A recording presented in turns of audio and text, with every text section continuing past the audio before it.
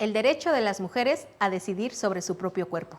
Es con el tema con el que vamos a comenzar nuestra transmisión del día de hoy de Diálogos Feministas. Así como lo escuchan, este tema tan importante que de pronto genera tanta controversia, opiniones a favor, opiniones en contra, al fin y al cabo opiniones, pero hay que hablar de este tema siempre, hay que seguirlo platicando, conversando, llegar a puntos de acuerdo.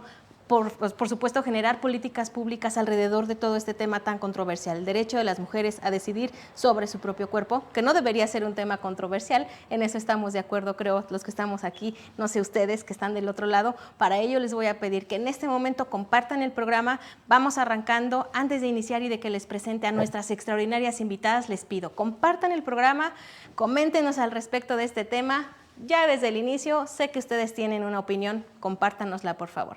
Y bueno, pues ahora sí les voy a presentar a nuestro extraordinario panel con el que vamos a estar discutiendo sobre este tema. Me da gusto saludar a Belén Benumea Baena. Ella es investigadora del Centro de Investigaciones y Estudios de Género de la UNAM. Sus principales líneas de estudio son género, historia y masculinidades. ¿Cómo estás, Belén? Qué gusto saludarte.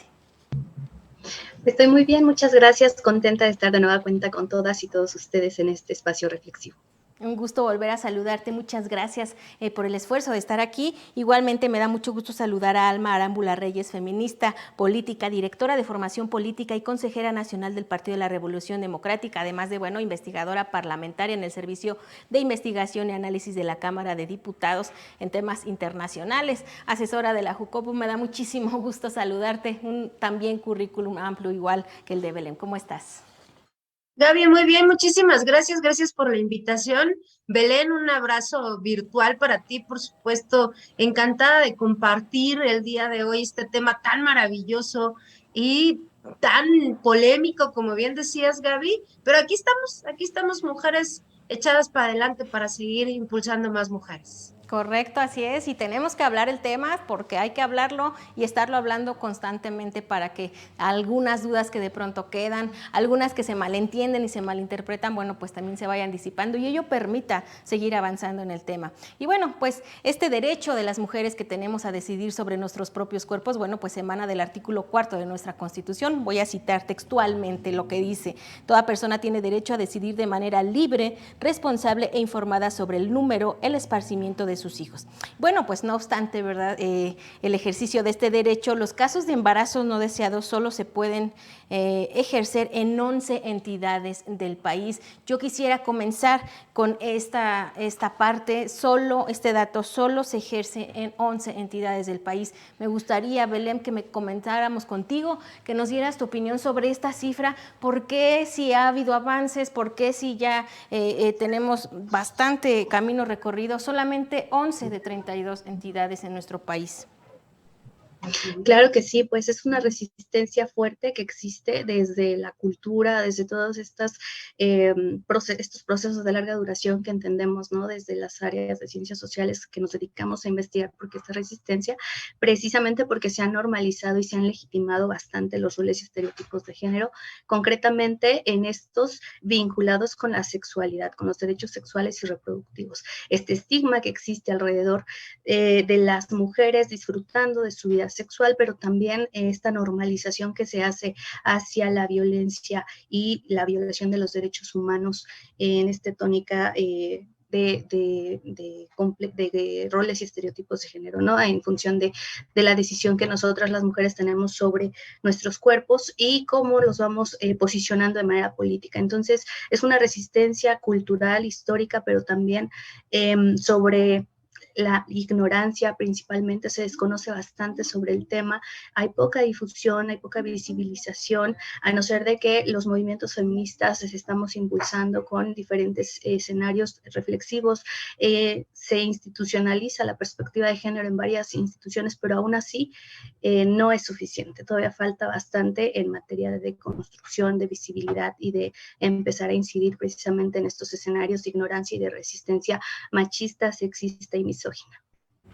Muchas gracias, Belén. Y bueno, pues yéndonos justo en este contexto, quisiera preguntarte, Alma, la Suprema Corte de Justicia de la Nación declaró inconstitucional criminalizar el aborto. No obstante, bueno, pues tengo aquí el dato, 21 entidades todavía no despenalizan el aborto en sus códigos penales. Esto, bueno, pues a mí, yo estoy segura que a quien nos ve genera la gran controversia, incluso legal, de, bueno, si no lo han homologado en sus códigos penales, van a juzgar a las mujeres pero sin enviarlas a la cárcel. ¿Cuál es esa resistencia? ¿En qué perjudicaría a estas 21 entidades homologar sus códigos penales con esta decisión de la Suprema Corte de Justicia, que además es inapelable?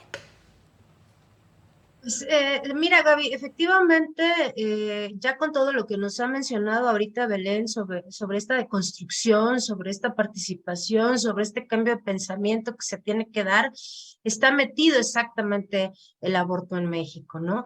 Esta libre voluntad de la mujer a decidir sobre su propio cuerpo está estigmatizada, está llena de aristas, está llena de cargas personales, de cargas religiosas, de cargas morales, y yo me permitiría a decir que exactamente el aborto en México es legal cuando se da por ciertas circunstancias, y estas se conocen como causales.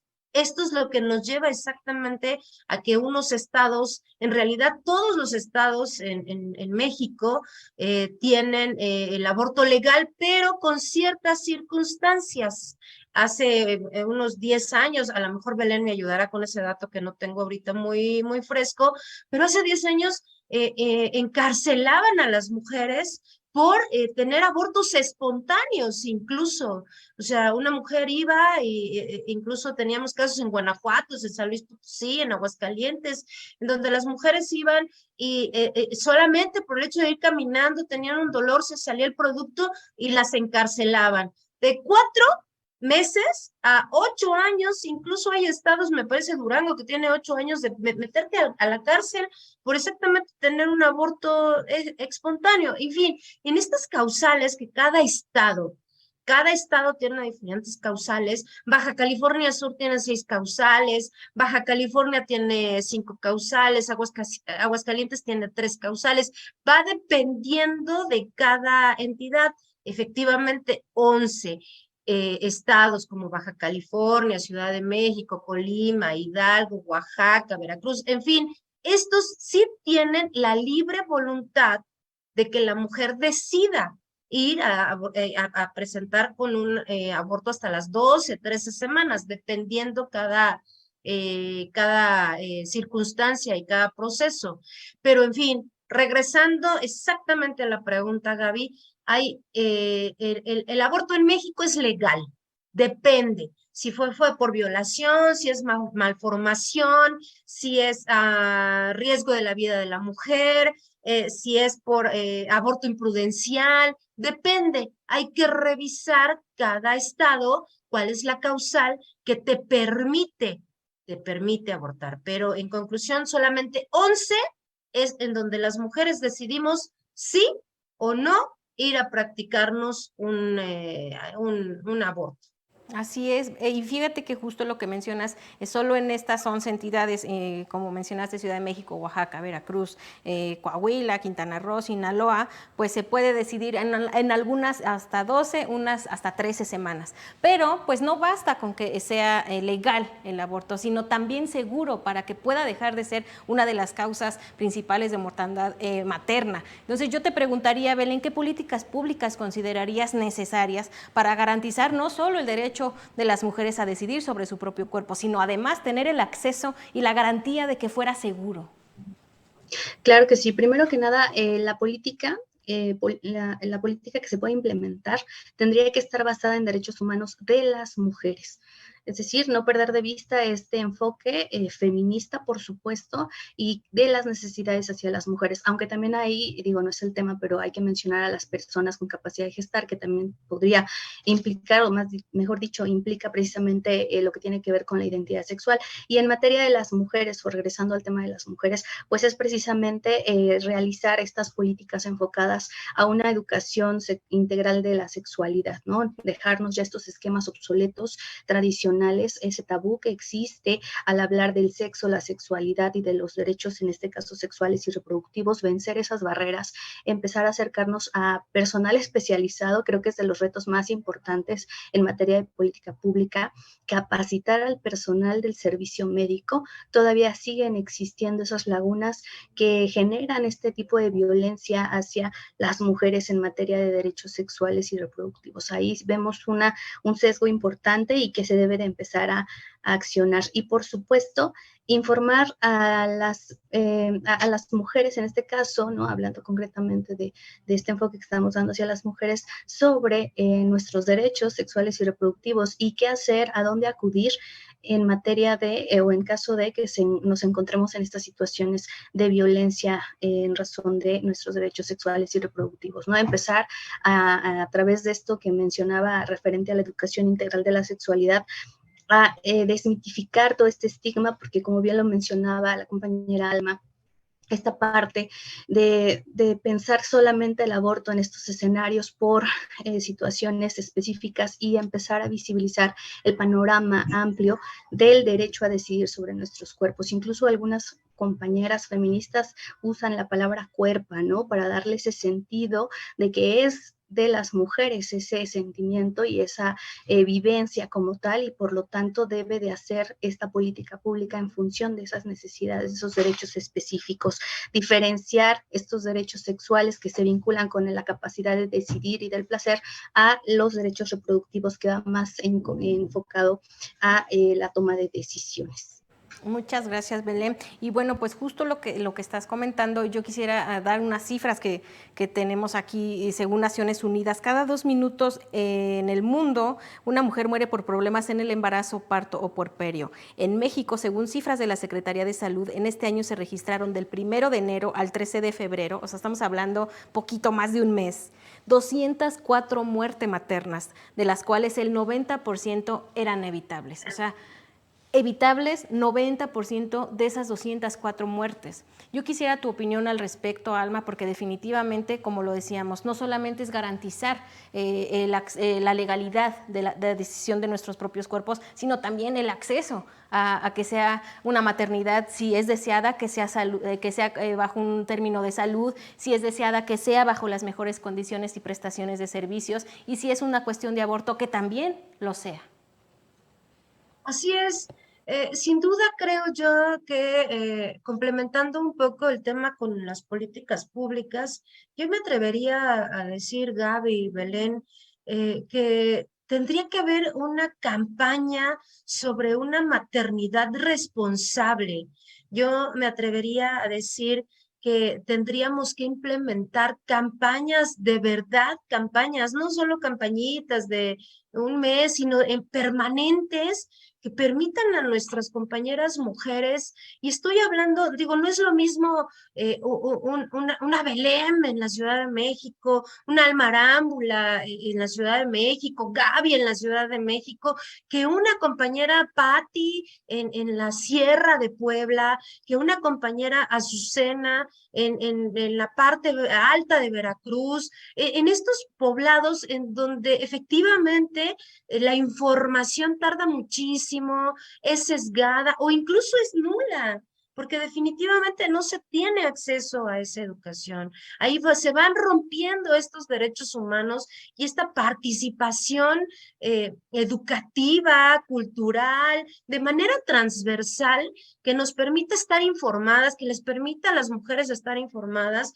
para decidir cuántos hijos, cómo, si económicamente sí puedo, si físicamente también estoy lista, y si no estoy lista, pues entonces tener a la mano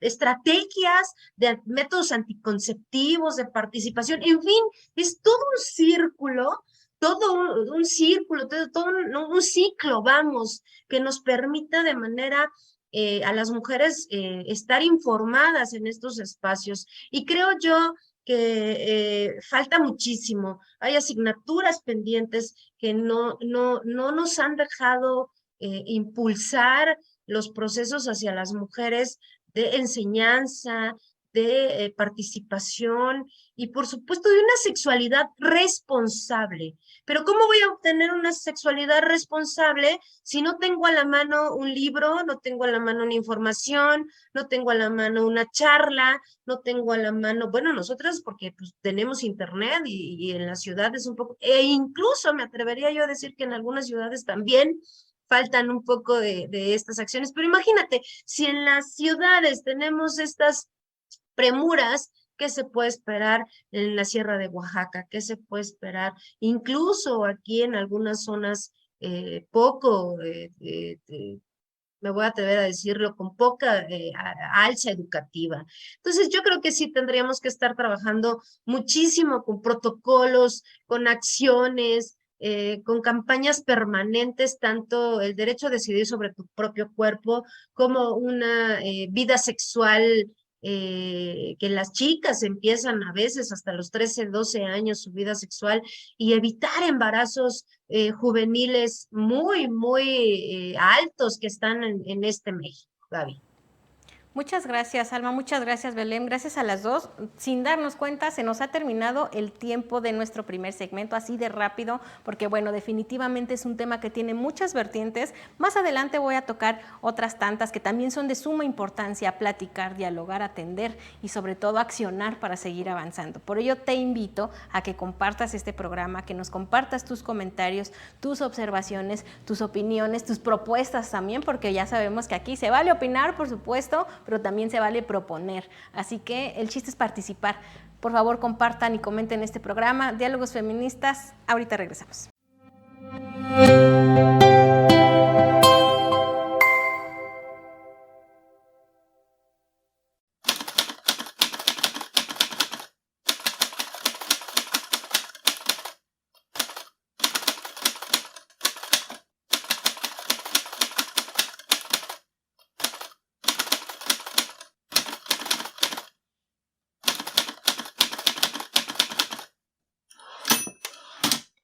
La Encuesta Nacional sobre la Dinámica de las Relaciones en los Hogares 2021 estimó que de un total de 50.5 millones de mujeres de 15 años y más, un 34.7% han sufrido al menos una situación de violencia física a lo largo de su vida, tanto en el ámbito privado como público.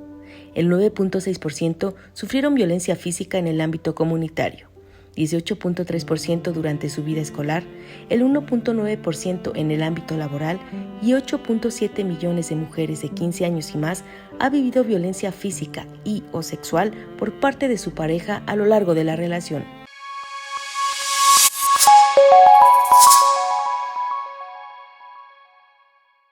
Estamos de regreso con ustedes aquí en Diálogos Feministas. El día de hoy estamos hablando sobre el derecho de las mujeres a decidir sobre sus cuerpos. Y bueno, de ello pues emanan muchísimos temas, inquietudes, otros subtemas. Hablemos de aborto, hablemos también de maternidad deseada, pero también un tema muy importante: las causas de las muertes maternas.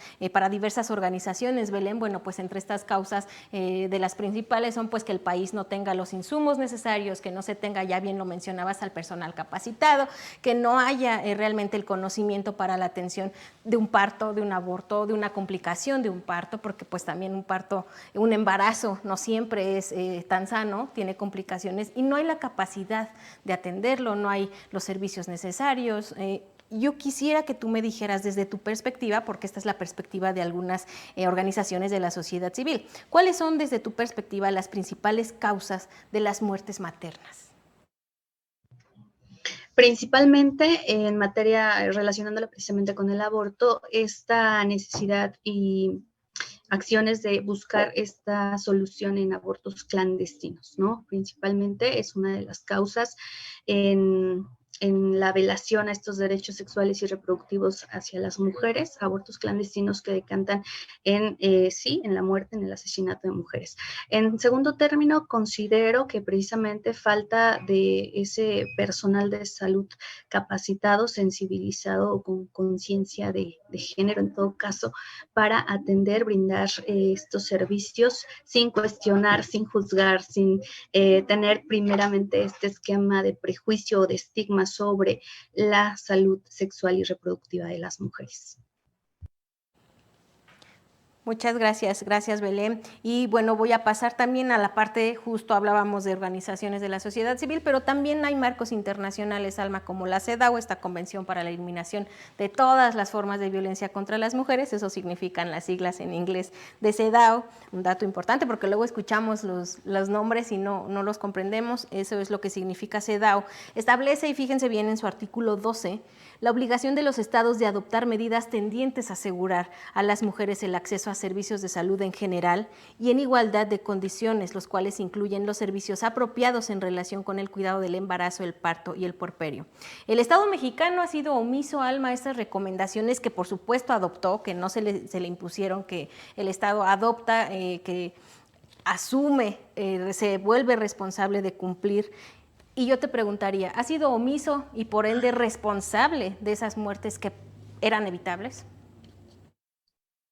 Mira, por supuesto, como bien dices, la CEDAW es el instrumento internacional vinculante más amplio sobre los derechos humanos de las mujeres y las niñas.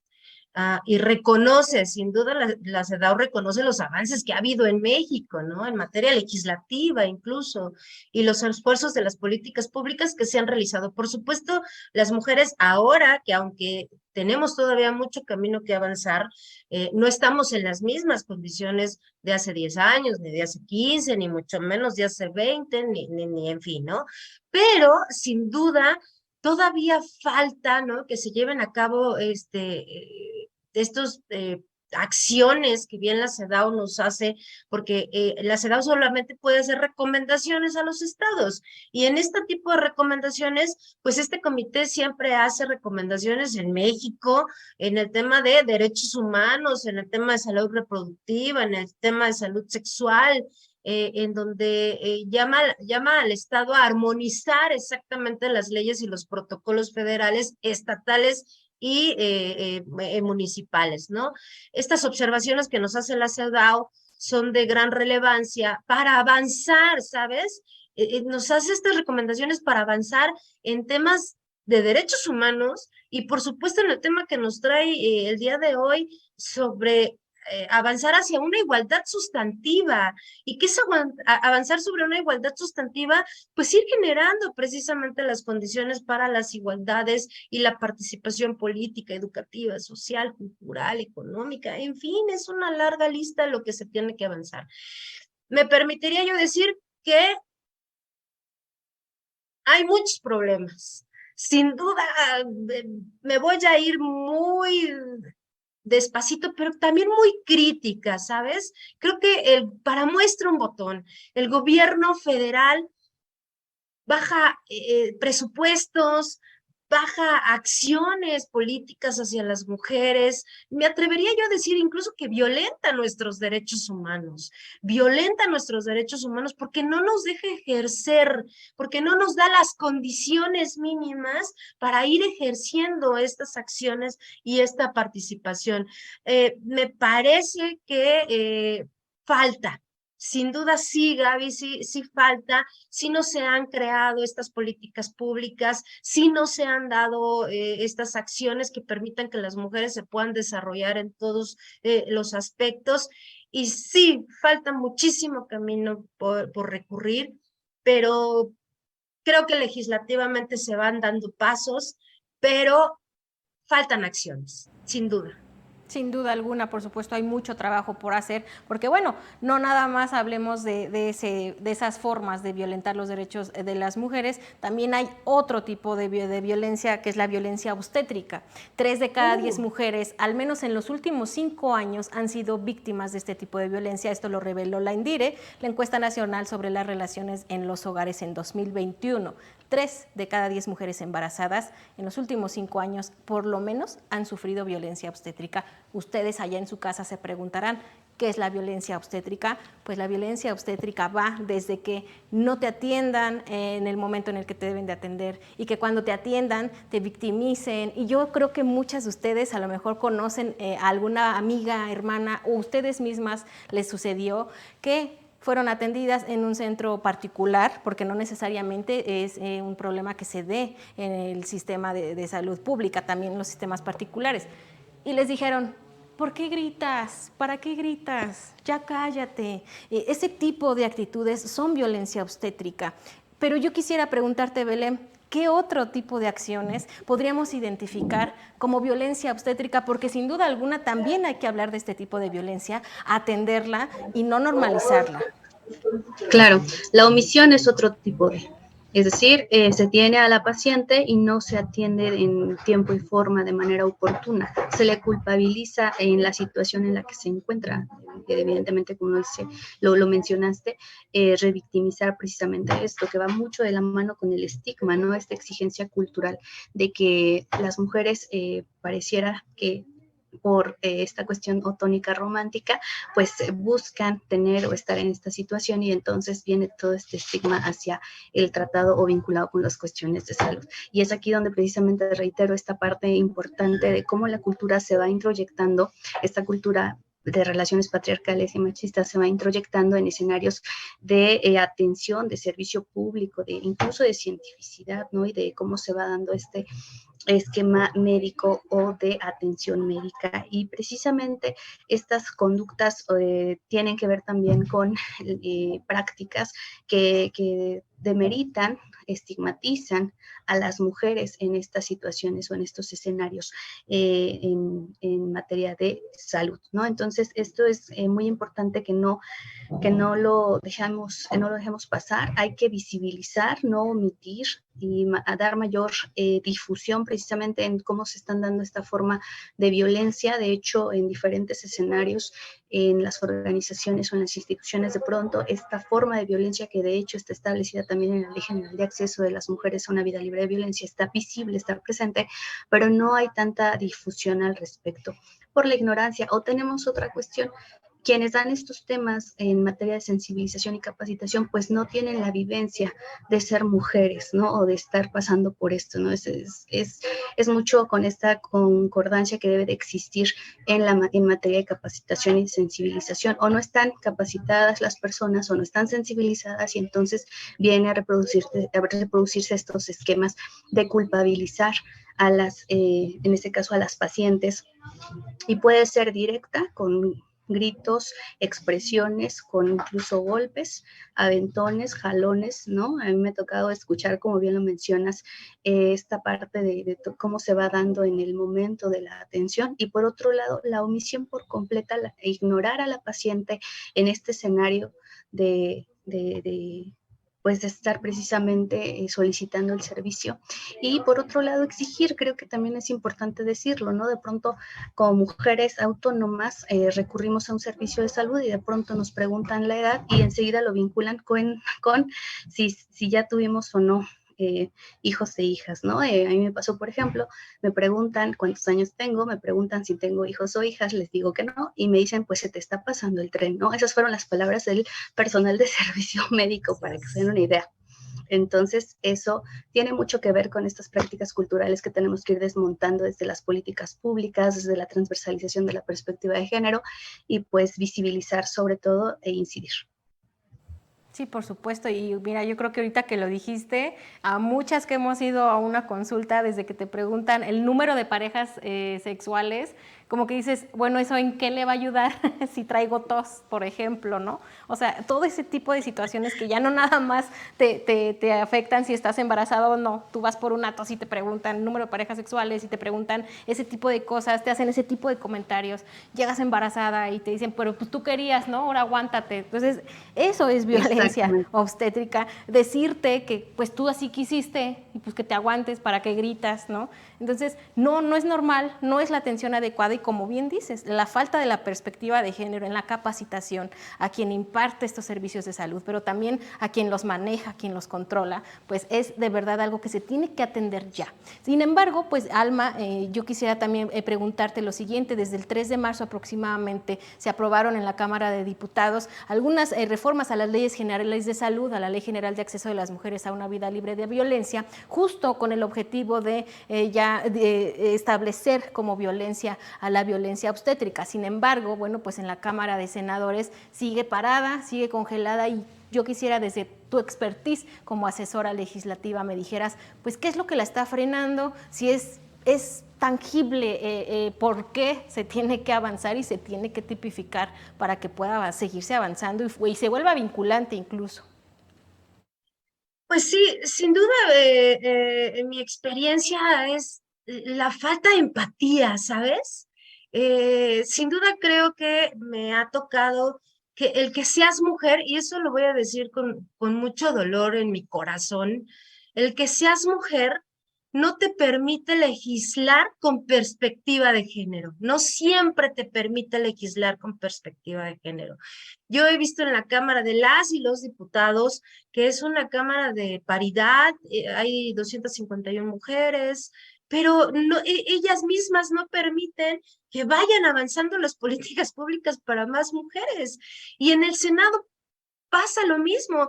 O sea, yo no entiendo por qué este tipo de acciones en donde hay senadoras, no importa el partido, no importa el color, estás legislando para hacer que las mujeres avancen, para que ser las mujeres tengan una mejor vida, tengan una mejor calidad de vida, una mejor salud, y que las propias mujeres al interior del órgano legislativo no tengan esa preocupación, me atrevería yo a decir, oye, que salga.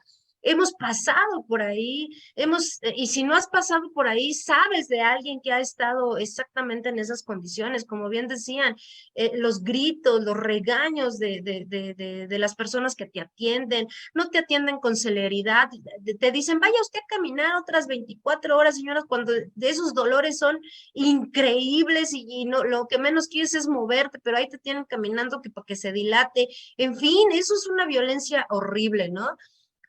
Practicar cesáreas sin el consentimiento también forma parte de la violencia obstétrica, ¿no?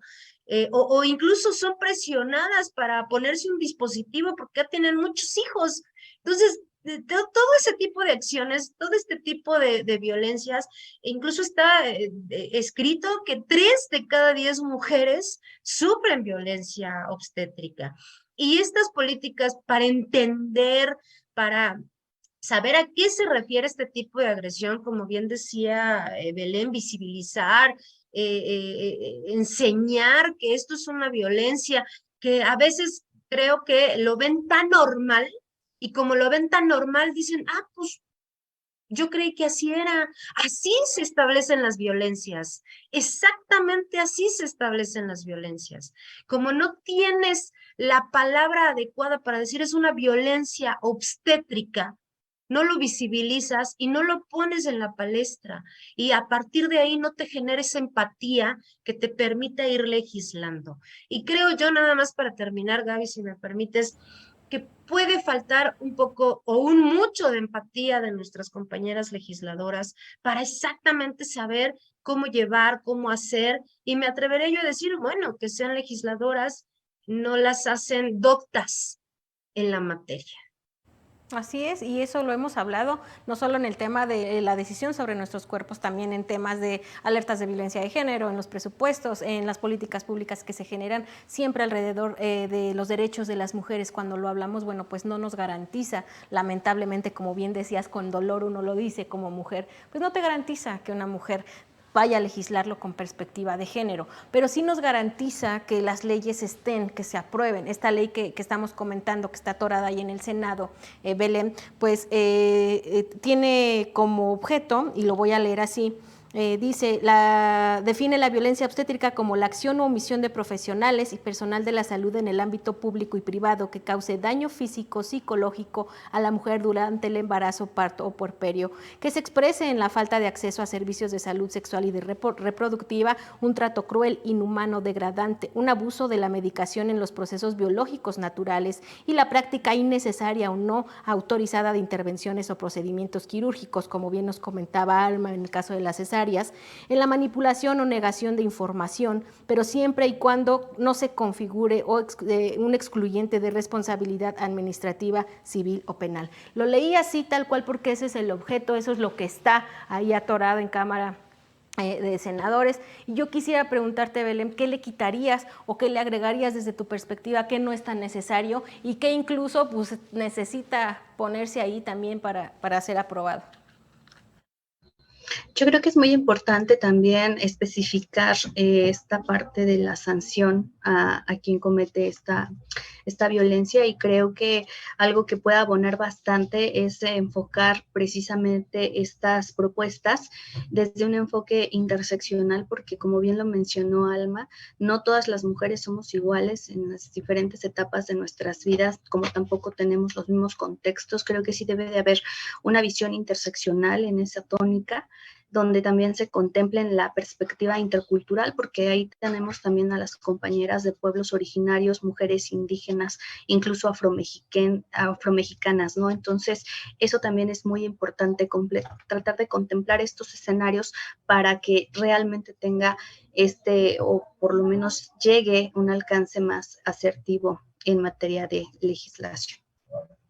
Muchas gracias, Belén. Con esto no me alcanzó el tiempo para hacer una última pregunta, Alma, pero ahorita regresando continuamos contigo. Por tanto, vamos a un corte rápidamente para que quien nos ve nos cuente sus experiencias. ¿Ustedes han sufrido violencia obstétrica? ¿Sabían de qué estábamos hablando con la violencia obstétrica? ¿Por qué no nos comparten al respecto sus comentarios y comparten también el programa?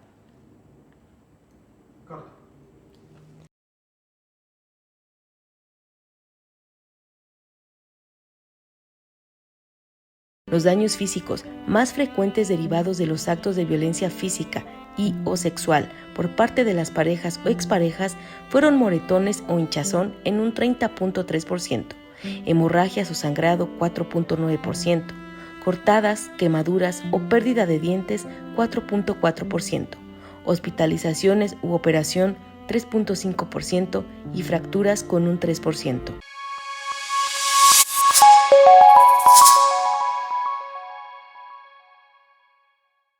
Ya estamos con ustedes en este tercer y último segmento de tu programa del día de hoy en Diálogos Feministas. Estamos hablando sobre el derecho de las mujeres a decidir sobre sus cuerpos. Y bueno, pues en el segmento anterior hablábamos justamente de estas prácticas innecesarias que son consideradas violencia obstétrica. Entre ellas, bueno, pues yo tengo aquí la práctica, como ya comentábamos, injustificada de cesáreas, poner métodos anticonceptivos sin el conocimiento, el rasurado del pubis, que se conoce como tricotomía, cortes quirúrgicos para agrandar la vagina durante el parto, se conoce como episiotomías, y revisiones de la cavidad uterina previa al parto. O sea, yo sé, y lo cuento por experiencia propia, es bien incómodo. Si uno, ustedes allá en su casa, que estás en el hospital y pasa medio mundo a revisarte, y pasa medio mundo a abrir ahí como si estuvieran revisando el cofre de un carro, y pasa medio mundo a tocarte, y pasa todo el mundo, y es bien incómodo. El dolor de esa práctica de la episiotomía, que no es con consentimiento, sino para apurar o apresurar un parto, porque pues no abrió lo suficiente, pero no te preguntan, pero no te informan cuáles serían después las consecuencias. Todo esto, pues bueno, está considerado violencia obstétrica y es lo que se tiene por objeto legislar. Pero yo te quiero preguntar, Alma, ¿de qué serviría visibilizarlo y legislarlo si no hay una sanción? Pues puedo decirte que serviría de mucho en términos prácticos, en términos de vida, pues, y puedo decirte que no serviría de mucho en términos jurídicos o en términos exactamente de sanción. Yo creo que sin duda con estos dos polos de saberlo, de entenderlo, puede ampliar nuestros horizontes, ¿sabes? A lo mejor mujeres, como bien decías hace rato al terminar el segmento, ustedes sabían, terminabas con esta pregunta, ustedes sabían que esto era violencia obstétrica, y a lo mejor muchos dirán, oye, yo sí pasé por eso, pero no sabía que se llamaba así. Y yo creo que las feministas decimos, hay que visibilizarlo y hay que nombrarlo. Y a partir de visibilizarlo y de nombrarlo, poco a poco, Gaby, se va haciendo costumbre, poco a poco se va haciendo una norma, poco a poco se va entendiendo y poco a poco se va exigiendo, ¿sabes?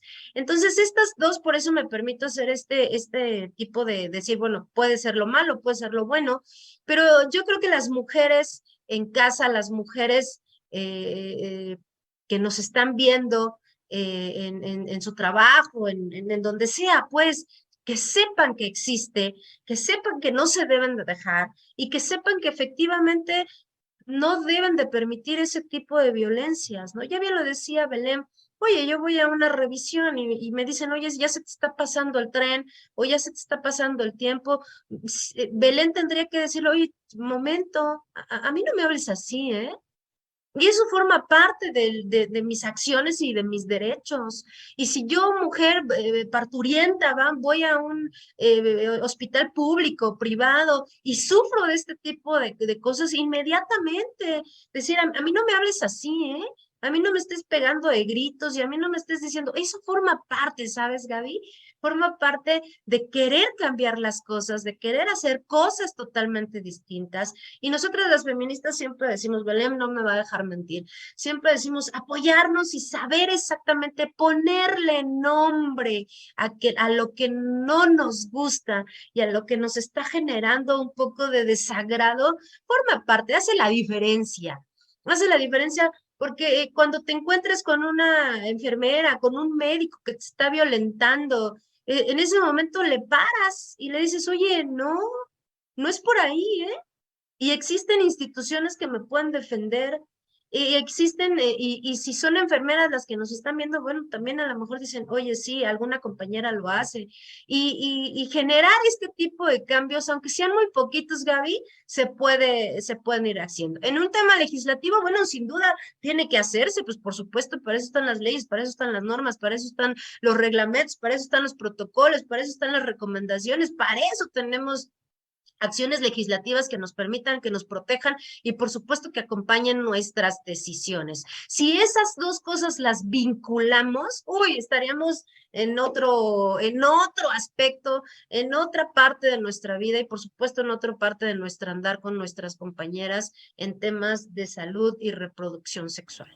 Fíjate, Alma, que me gustó mucho cómo lo pones, porque efectivamente cada quien tendría que hacer su parte, ¿no? O sea, si hablamos de que una como mujer conozca, lo nombre, porque yo estoy segura de que muchas de las mujeres que nos están escuchando y sufrieron violencia obstétrica en algún momento, en el momento pensaron, es que si me quejo, digo algo, no me van a atender o le van a hacer algo a mi bebé y entonces mejor me callo y entonces mejor me aguanto y si no más se van a tardar en atenderme, entonces es normal y mejor, híjole, calladita, me veo más bonita, como odio esa frase, pero que sé que lamentablemente le pasó por la cabeza a alguna mujer que vivió violencia obstétrica y que justo al no conocer que no está normal, que no está permitido, que incluso ya estamos hablando de que se tipifique, pues el simple hecho de conocer tus derechos, el simple momento de poder incluso defender a la de al lado, porque pues en el sector salud ahí estás al lado, de al lado, de al lado, de al lado, de la de al lado, y que a lo mejor la de al lado no los conoce, pero tú sí, pues le puedas echar la mano y decir, oye, no, a nosotras no nos hables así porque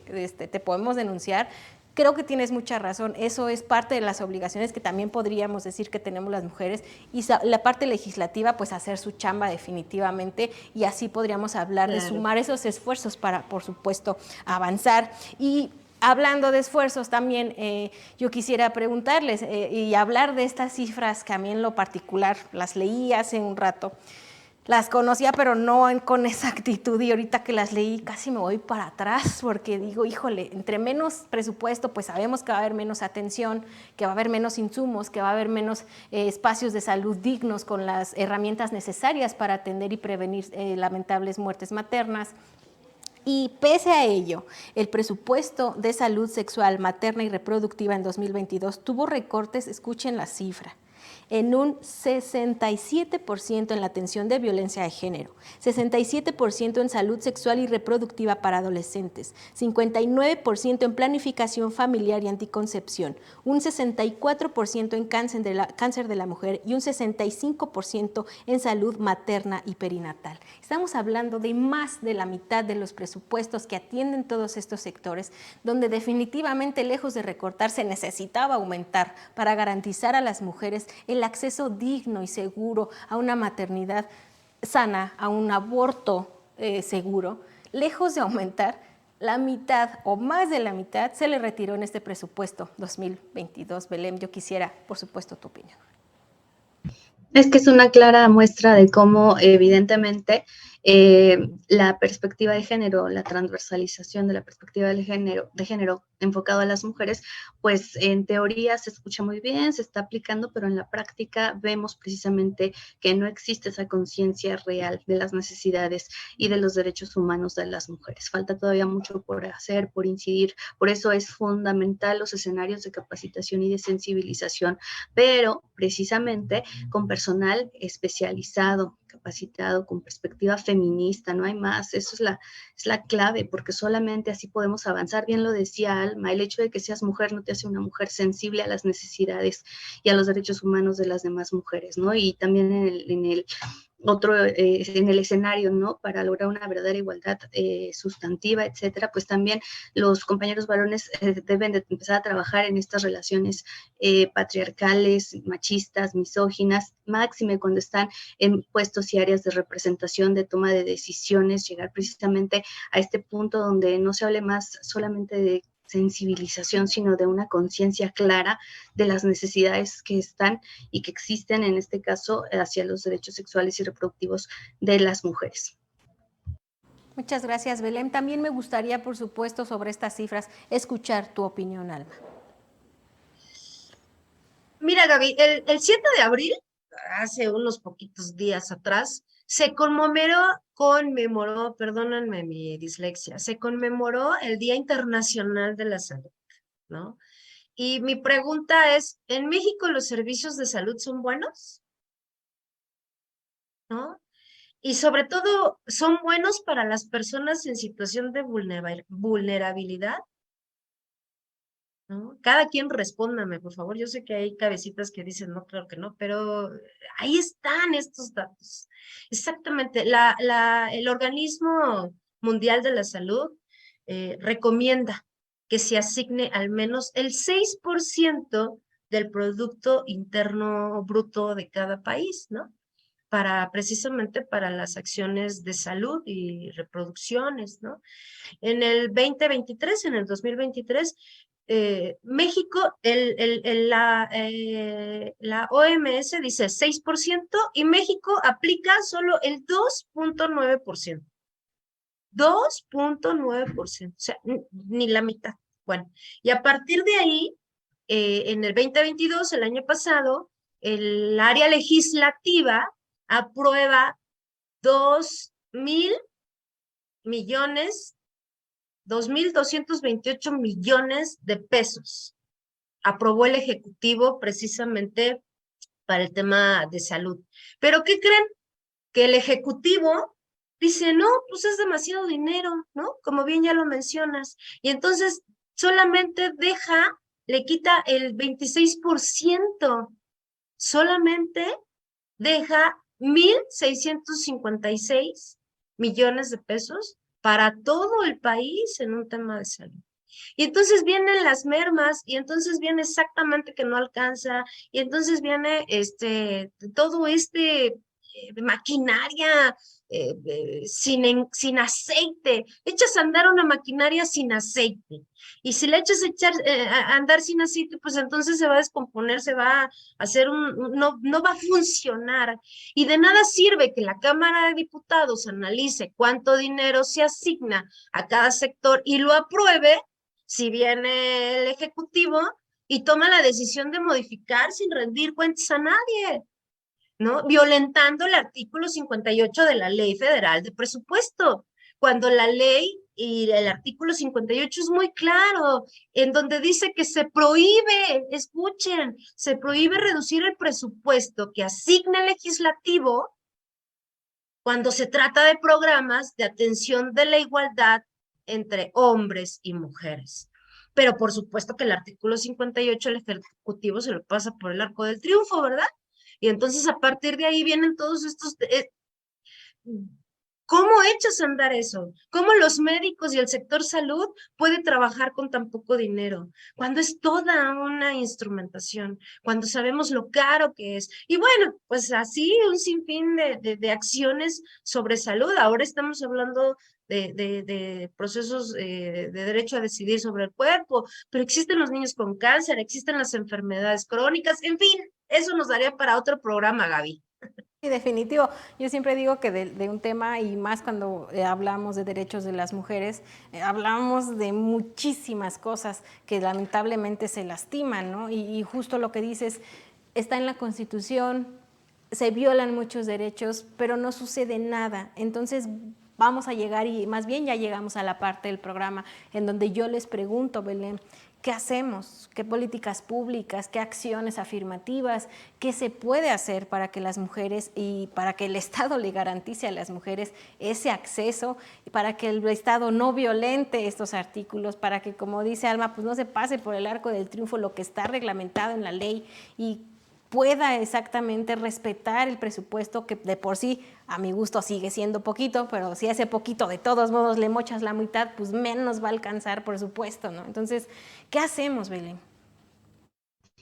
Sí, efectivamente tendría que hacerse de manera permanente, tanto ya sea en materia de políticas públicas o en materia de acciones afirmativas, con todos estos sesgos que puedan existir, precisamente el capacitar de manera permanente al personal, no una charla, no un curso, ¿no? Porque es algo que debe ser de manera constante, buscar formatos adicionales en materia de las funciones y necesidades que se requieran en cada una de las organizaciones, instituciones. Creo que es muy importante apostar y empezar a impulsar más sobre esta educación integral de la sexualidad, por supuesto con perspectiva de género y feminista, de romper estos esquemas, estos tabúes, y también visibilizar los derechos humanos de las mujeres, específicamente de derechos sexuales y reproductivos, en los diferentes contextos, en los diferentes escenarios, impulsar bastante,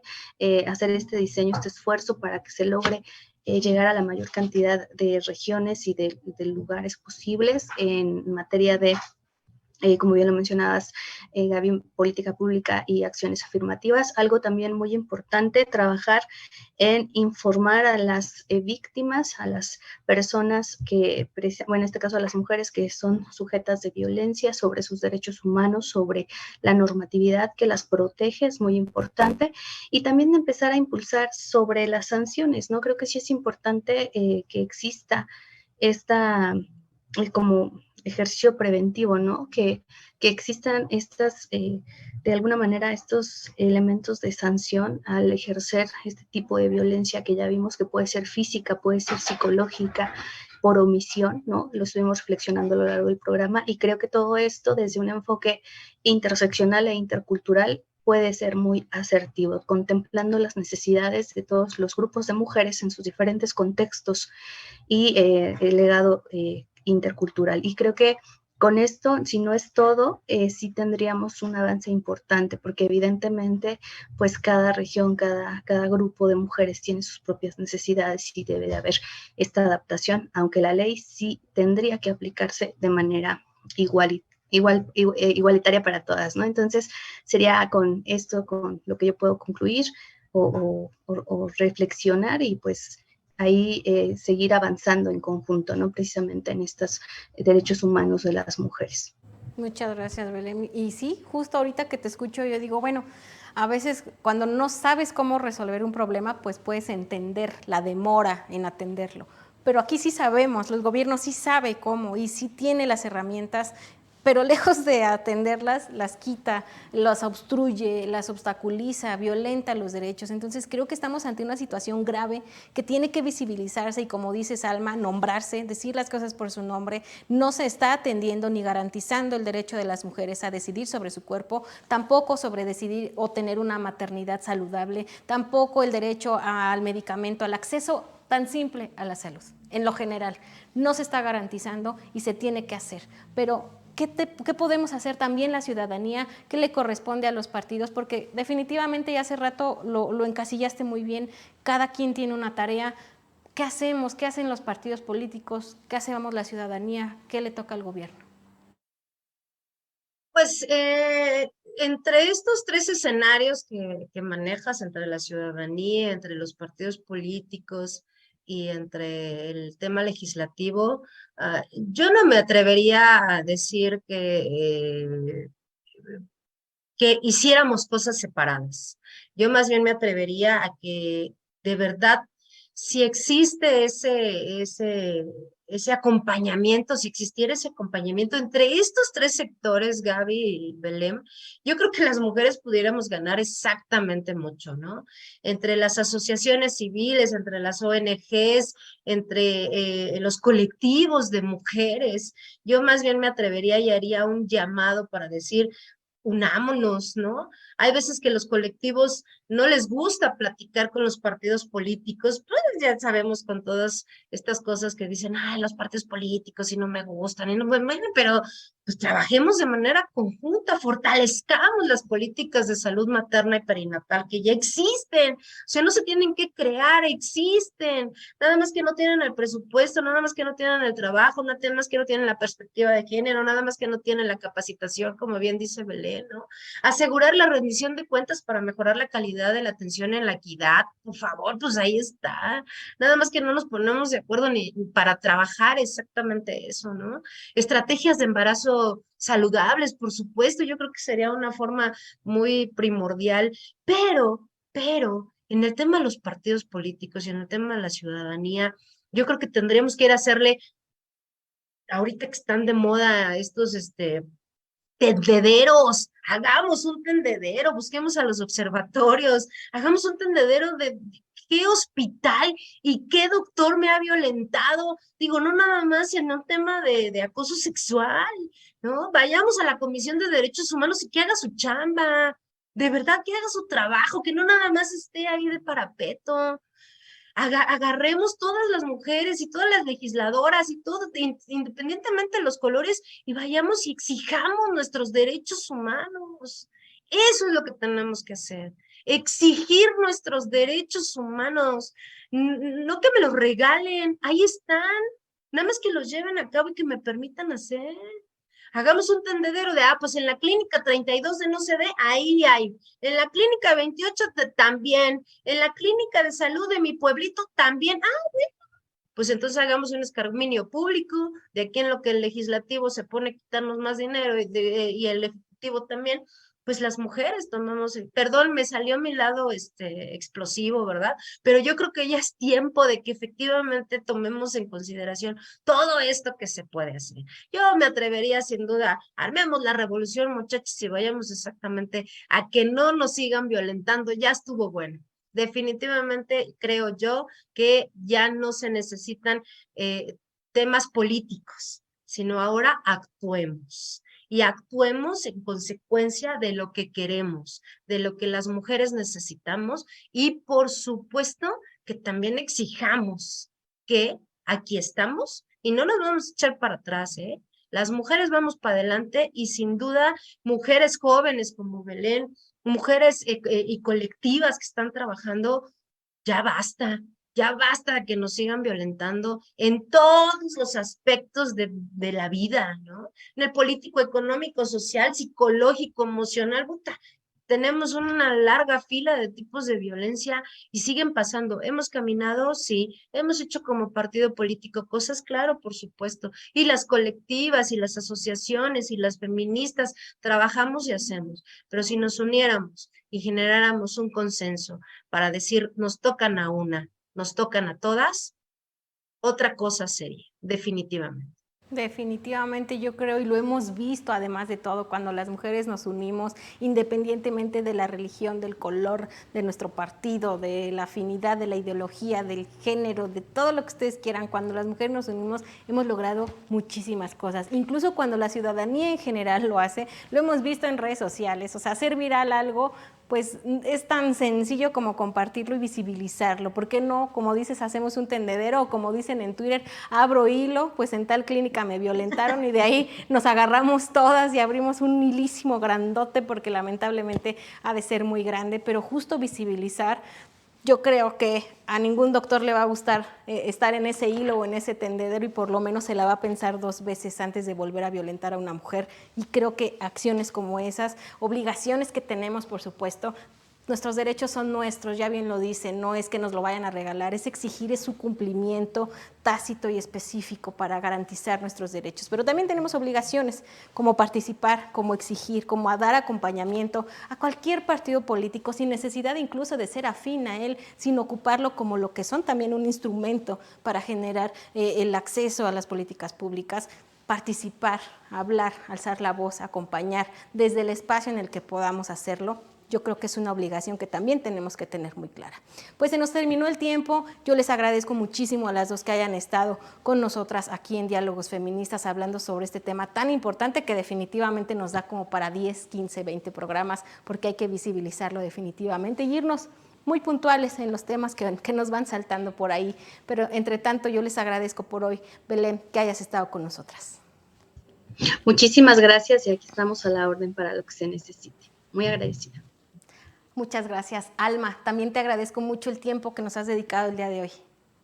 No, hombre, al contrario, Gaby, gracias de verdad por permitirme explayar en tu espacio en Diálogos Feministas. Gracias, Belén, por enseñarme el día de hoy todas estas conceptos que manejas sin duda. Y bueno, pues nada, de verdad, Gaby, muchísimas gracias por ese entusiasmo y por esa sonrisa que siempre me dejas al escucharte y acompañarte en Diálogos Feministas. No, hombre, de verdad, gracias a ustedes. Yo también aprendo demasiado al escucharlas. Me voy con otra idea con la que a veces llegué, a veces la complemento, a veces me doy cuenta que andaba yo un poco perdida, pero siempre salgo con conocimiento de este programa y yo espero que ustedes que nos están viendo también lo hagan y que aprovechen este espacio que el Partido de la Revolución Democrática hace para ustedes, justo para tener un espacio de diálogo donde podamos escuchar, conocer conceptos, conocer cosas que no sabíamos y dejar de normalizarlas para que poquito a poco, no lo veamos como una utopía. Yo sé que las mujeres vamos a llegar a un punto en el que podamos decir amplia y libremente que no es normal y que no se deben de violentar nuestros derechos. Muchas gracias a las dos, de verdad ha sido un placer. Gracias a ustedes que nos acompañan en cada transmisión de Diálogos Feministas. Los veo en el próximo programa.